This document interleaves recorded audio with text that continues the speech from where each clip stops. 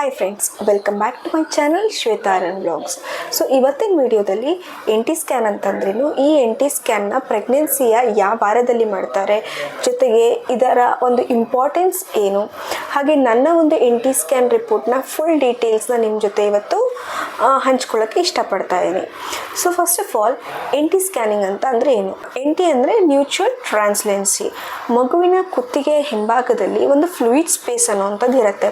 So ಅದನ್ನು measure ಮಾಡ್ತಾರೆ. So ಅದು ಎಷ್ಟು ಥಿಕ್ನೆಸ್ಸಲ್ಲಿ ಇದೆ ಅನ್ನೋದನ್ನು ಮೆಜರ್ ಮಾಡ್ತಾರೆ. ಈ ಥಿಕ್ನೆಸ್ನ ಅವರು ಮಿಲಿಮೀಟರಲ್ಲಿ ಮೆಜರ್ ಮಾಡ್ತಾರೆ. ಇದರ ಜೊತೆಗೆ ಮಗುವಿನ ನಾಸಲ್ ಬೋನ್ ಅಂದರೆ ಮಗುವಿನ ಮೂಗಿನ ಮೂಳೆನ ಮೆಜರ್ ಮಾಡ್ತಾರೆ. ಸೊ ಇದು ಅಪಿಯರ್ ಇದೆಯಾ ಇಲ್ವಾ ಅಂತ ಹೇಳಿ ಅವರು ಮೆಜರ್ ಮಾಡಿ ನೋಡ್ತಾರೆ. ನೆಕ್ಸ್ಟು ಈ NT ಸ್ಕ್ಯಾನ್ನ ಯಾವ ವಾರದಲ್ಲಿ ಮಾಡ್ತಾರೆ ಅಂದರೆ ಪ್ರೆಗ್ನೆನ್ಸಿಯ ಯಾವ ವಾರದಲ್ಲಿ ಮಾಡ್ತಾರೆ ಅಂತ ಹೇಳೋದಾದರೆ 11ರಿಂದ 14 ವಾರದ ಒಳಗೆ ಈ NT ಸ್ಕ್ಯಾನ್ ಅನ್ನೋದನ್ನು ನಾವು ಮಾಡಿಸ್ಕೋಬೇಕು. ಇದ್ರ ಮೀರಿ ನಾವು ಈ ವಾರಗಳಿಗೆ ಜಾಸ್ತಿ ಆದಮೇಲೆ ಮಾಡಿಸ್ಕೊಂಡ್ರೆ ನಮಗೆ ಅಕ್ಯುರೇಟ್ ಆದಂತಹ ರಿಸಲ್ಟ್ ಸಿಗೋದಿಲ್ಲ. ಯಾಕಂದರೆ NT ಆ ಫ್ಲೂಯಿಡ್ ಅನ್ನೋದು ಥಿಕ್ನೆಸ್ಸು ಜಾಸ್ತಿ ಆಗ್ತಾ ಹೋಗುತ್ತೆ. ಸೊ ಈ NT ಸ್ಕ್ಯಾನಿಂಗ್ನ ನಾವು 11 to 14 ವೀಕ್ಸ್ ಒಳಗಡೆ ಮಾಡಿಸ್ಕೋಬೇಕಾಗುತ್ತೆ. Next importance of NT scanning. So ಇದರ ಯೂಸ್ ಏನು, ಇದನ್ನು ಯಾಕೆ ಮಾಡಿಸ್ತಾರೆ ಅಂತ ಹೇಳೋದಾದರೆ, ನಾನು ಆಲ್ರೆಡಿ ಹೇಳಿದೆ ನಿಮಗೆ, ಮ್ಯೂಚುವಲ್ ಟ್ರಾನ್ಸ್ಲೆನ್ಸಿ ಫ್ಲೂಯಿಡ್ ಸ್ಪೇಸ್ ಥಿಕ್ನೆಸ್ ಅನ್ನೋದು 1.2 ಇಂದ 3.5 mm ನಲ್ಲಿ ಇರುತ್ತೆ. ಈ 3.5 mm ಗಿಂತ ಜಾಸ್ತಿ ಆದರೆ ಅಲ್ಲಿ ನಮಗೆ ರಿಸ್ಕ್ ಫ್ಯಾಕ್ಟರ್ ಜಾಸ್ತಿ ಇರುತ್ತೆ. ಅಂದರೆ ಯಾವ ಥರ ರಿಸ್ಕ್ ಫ್ಯಾಕ್ಟರ್ ಆಗಿರ್ಬೋದು ಅಂತ ಹೇಳೋದಾದರೆ, ನ್ಯೂರಲ್ ಡಿಫೆಕ್ಟ್ಸ್ ಆಗಿರ್ಬೋದು, ಆಮೇಲೆ ಸ್ಪೈನಲ್ ಡಿಫೆಕ್ಟ್ಸ್ ಆಗಿರ್ಬೋದು, ಹಾರ್ಟ್ ಡಿಫೆಕ್ಟ್ ಆಗಿರ್ಬೋದು, ಜೊತೆಗೆ ಈ ಒಂದು ಮಗುವಿನ ನೇಸಲ್ ಬೋನ್ ಏನಾದರೂ ಕಾಣಿಸ್ಲಿಲ್ಲ ಅಂತಂದರೆ ಕ್ರೋಮೋಸೋಮಲ್ ಅಬ್ನಾರ್ಮಲಿಟೀಸ್ ಆಗುವಂತಹ ಚಾನ್ಸಸ್ ಜಾಸ್ತಿ ಇರುತ್ತೆ. ಈ ಕ್ರೋಮೋಸೋಮಲ್ ಅಬ್ನಾರ್ಮಲಿಟೀಸ್ ಅಂತ ಅಂದರೆ ಈಗ ನೀವು ಕೇಳಿರ್ಬೋದು ಡೌನ್ ಸಿಂಡ್ರೋಮ್ ಬೇಬಿ. ಈ ಒಂದು ಡೌನ್ ಸಿಂಡ್ರೋಮ್ ಬೇಬಿ ಆಗುವಂತಹ ಚಾನ್ಸಸ್ ಜಾಸ್ತಿ ಇರುತ್ತೆ ಅಂತ ಹೇಳ್ಬೋದು. ಸೆಕೆಂಡ್ ಪ್ರೆಗ್ನೆನ್ಸಿಯ NT ರಿಪೋರ್ಟ್ ನಿಮಗೆ ಶೇರ್ ಮಾಡೋದಾದರೆ, ಸೊ ನಾನಿಲ್ಲಿ ಎಕ್ಸ್ಪ್ಲೇನ್ ಮಾಡ್ತಾ ಹೋಗ್ತೀನಿ, ನಿಮಗೆ ಸ್ಕ್ರೀನ್ ಮೇಲೆ ಫೋಟೋ ಶೇರ್ ಆಗ್ತಾ ಹೋಗುತ್ತೆ. ಸೊ ನೀವು ನೋಡ್ಬೋದು, ಬೈ ಡೇಟ್ 13 ವೀಕ್ಸ್ 2 ಡೇಸ್ ಆಗಿದೆ. Uterus gravid uterus, myometrium no evidence of SOL seen, endometrium single regular walled gestational sac seen within endometrial cavity.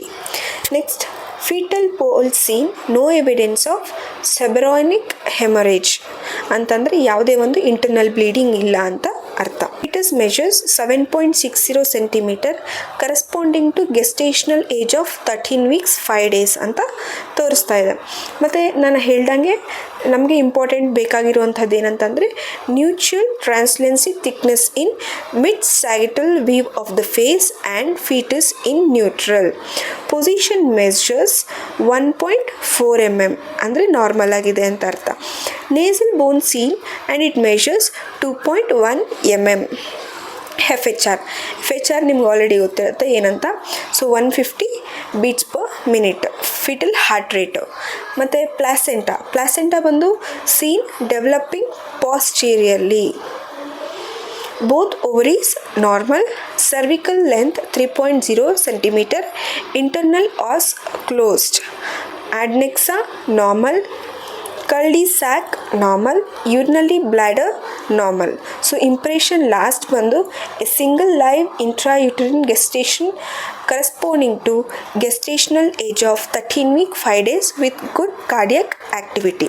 ಮತ್ತು USG-EDD ಅಂತಂದರೆ ಎಕ್ಸ್ಪೆಕ್ಟೆಡ್ ಡೆಲಿವರಿ ಡೇಟ್ ಅಂತಂದರೆ 12 ಜನವರಿ 2026ಗೆ ಅಂತ ಕೊಟ್ಟಿದ್ದಾರೆ. ಇದು ನನ್ನ NT ಸ್ಕ್ಯಾನ್ ರಿಪೋರ್ಟ್. ಸೊ ಈ scan report ಮಾಡಬೇಕಾದ್ರೆ ಸ್ಟಾರ್ಟಿಂಗು ಮಗು ಫುಲ್ ಮಲ್ಕೊಂಡ್ಬಿಟ್ಟಿದೆ, ಕೌಚ್ ಕಾಲು ಹಾಕ್ಕೊಂಡು ಮಲ್ಕೊಂಡ್ಬಿಟ್ಟಿದೆ, ಎದ್ದೇಳ್ತಾ ಇಲ್ಲ ಅಂತ ಹೇಳಿ 1 hour ನಾನು ಫುಲ್ ವಾಕ್ ಮಾಡಿದ್ದೀನಿ. ವಾಕ್ ಮಾಡಿ ನೀರು ಕುಡಿದು ಜ್ಯೂಸ್ ಕುಡಿದು ಸ್ವಲ್ಪ ಎಕ್ಸಸೈಸ್ ಮಾಡಿ ಇದೆಲ್ಲ ಆಗಿ ಮತ್ತೆ ಹೋಗಿ ನಾನು ಈ ಒಂದು ಸ್ಕ್ಯಾನಿಂಗ್ನ ಮಾಡಿಸ್ಕೊಂಡಿದ್ದು.